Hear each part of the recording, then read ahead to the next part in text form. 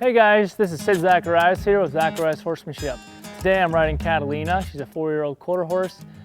She's had a few months of riding on her, and we're going to show you how to improve a horse's stop.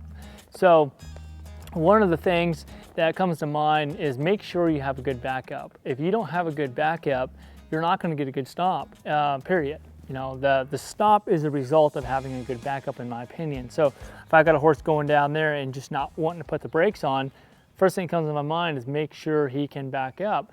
So whenever I pull lightly with my hands, he respects that by having a good backup. That's what makes him stop better. Okay, a lot of people, is it a bigger bit? Do I need to get a different saddle? Do I need to, they come up with so many things and very expensive routes, alternatives that don't work, but they always think it's some gadget that's going to fix. The reality is most of the time your horse is just not responding to your hands, okay? So if I take Catalina here, we've been sitting here for a little bit, so she might be falling asleep, but if I pull a little bit and she don't back up, I'm gonna kick her a little bit and say, there, thank you for answering your feet to my hands, okay? So if I'm gonna walk her forward, practice how to walk, trot, and canter, if I'm walking forward and watch my hands real lightly, just gently squeeze those reins, that horse stops, backs up real nice. And the horse, the reason why she stops is because she knows I'm gonna back her up like so. So there's an urgency of getting stopped, okay? Watch my hands again.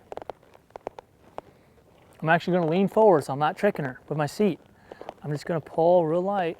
There, see that? My hands pull, immediately she comes back. And I shouldn't say pull, I should say whenever I connect, because there's a difference. A lot of people, first mistake people make when they go down and stopping on this, they go run down, they lean way back and they pull on them.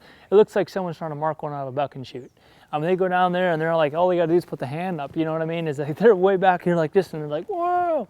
Okay, when you do all that, you are bracing all your body weight into that horse's shoulders. And that's what we're trying to keep up. The shoulders need to come up, the hind end needs to come under, right? And the neck needs to lengthen for balance. So it needs to kind of look like this. Well, a lot of people, they get braced and the horse comes up like this. And it's like, man, you're gonna make that horse hollow out 9 out of 10 times unless they're really bred really well to offset that. So we're gonna go ahead and go to a jog. As I trot off here, watch my seat and my hands. I'm not gonna make a big move, watch my fingertips. All I'm gonna do is just touch this horse's face. I want the horse to stop, and then I'm gonna back her up a little bit if I do not like the stop. I like that stop, so I didn't back up very far, but the correction fits the crime. That means if she didn't give me a good stop, I'm gonna back her butt up and say, hey, you didn't really try there, back up. Now, it's not a consequences of me kicking and spurring on her, all that, as a discipline for creating, or discipline is fine, but let me rephrase that as make sure you don't get into adrenaline where you just, get after them so strong where they start getting worried about the stop. That's not gonna help them stop better. But you do want to practice, go 30, 40 feet up here and stop again. Don't go around the arena for, 2 minutes and then practice your stop. There's times for that, but what we're targeting today is just trot off, make bit contact. Now there, I didn't like that as much. I'm gonna back her up a little stronger this time. Good, say good girl, Catalina. All right, let her settle this for a second or two, and I'm gonna trot back off. So let's repeat that. Yeah, that was really nice. And say, come on back. Good. And of course, you practice at all 3 speeds, walk, trot, and canter, and gallop. So there's actually 4 gaits there. So one thing I also want to point out is make sure your hands, you don't pull too fast. A lot of times people will be, cantering along or moving along, and then they just, in their mind, they stop and they just, and their hands is just following whatever crosses their mind, okay?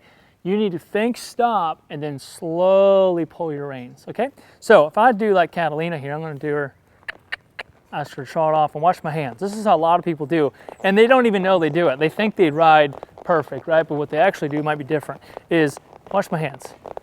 That didn't give her any chance at all to get stopped. Poor girl, I only did that one time for camera's sake. But that did not give her any time to stop at all. So now watch my hands. Watch how slow they're gonna slowly start gathering up those reins. Okay? I say, hey, back up a little bit. Didn't like that stop as much. No big deal.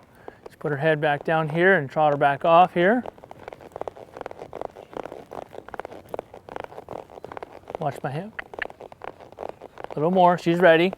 Barely make contact, there. Okay, but see how slow my hands are? My hands are in the same position. They didn't move up here, okay? So your horse will ride at the level that you do, real quick. They're the reflection of you, the mirror. So if my hands are way up here and they gotta come up here and hit me in the chin every time I wanna stop my horse, they're gonna wait for that, okay? And they're gonna get dulled to that. I want them to get lighter, which is why my horses stop versus other horses that don't stop for people, is because their hands are so fast, the horse cannot even respond with their feet. It's just wham, right there, okay?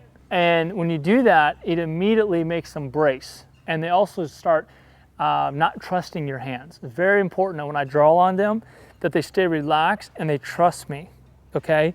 So if they know that I'm just gonna take hold of them, they immediately mentally brace like this, okay? And then, oh, here it comes, okay? And they hold back, and that sends the signal all the way up their back and to their feet. And then, you know, obviously the stop will be not as good because the horse is not responding softly. So hope you enjoy this video.